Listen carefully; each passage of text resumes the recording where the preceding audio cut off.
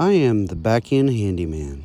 I fix things as cheap as I can, which is often all by myself. I am not a professional.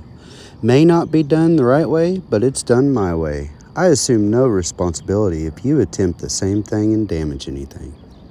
Hey guys, it's back-end handyman here, coming along with an update. As you can see, the ceiling here,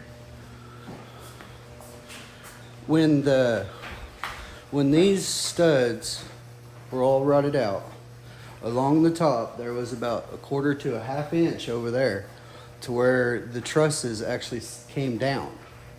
So whenever I jacked it up, which I got one of these, I'll leave a link in the description. I got two of these actually, and they work pretty good. It'll extend, like you can see, it's got the two tubes. You can extend that thing a long ways before you have to worry about anything. And since we do have that upstairs sitting on there, you don't want to pull it up too much.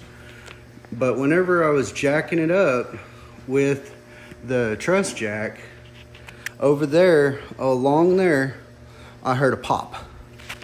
Now, I'm pretty sure what it was. This right here is pretty much where the truss meets. The two bottom cords of the truss come together and there's a metal plate.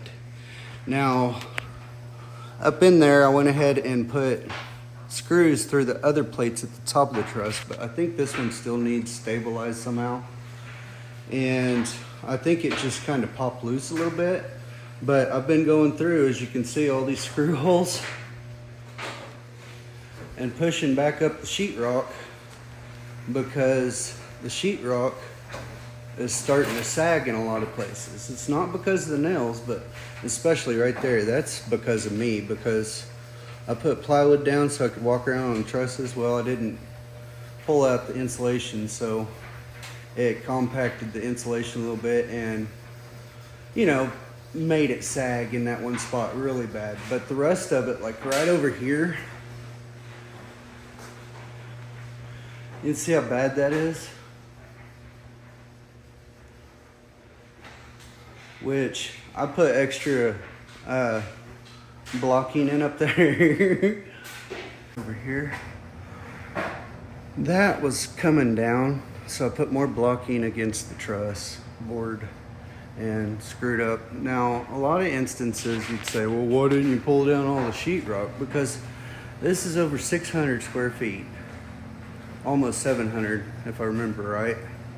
That's a lot of sheetrock, but more than that, it's a lot of insulation that's up there. And that insulation's been there for at least 50 years, so I mean, it's dusty as hell. You just dig around in it and get it all over your hands. But I had to pull that up. And living here, you don't want to drop 600 square foot of that insulation in here. So I didn't pull down the sheetrock. I tried not to pull down as little as possible.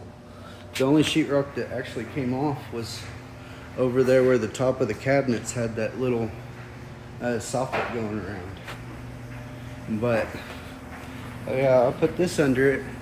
Now, it's very important when you use this truss jack against that sheetrock that you make sure before you start cranking on it that you have it level. Well, at least the lengthwise. This way, you want to make sure you have it level for sure. You can see I'm a little bit off, but and as you screw up, since I don't have a board under it, which I should, but because it'll give it more footing, but I'm doing it by myself, so I don't want to carry around two big ass boards and a pole that weighs probably 40-50 pounds. So I don't have a board down there, and it's a slab, so I'm just going up against it. I'm pushing the concrete back up, or the sheetrock back up. And if you're not level this way, which you can see it's not, I gotta fix that. And you got it crooked up there at top, one side or the other will go through the sheetrock, which happened to me right there.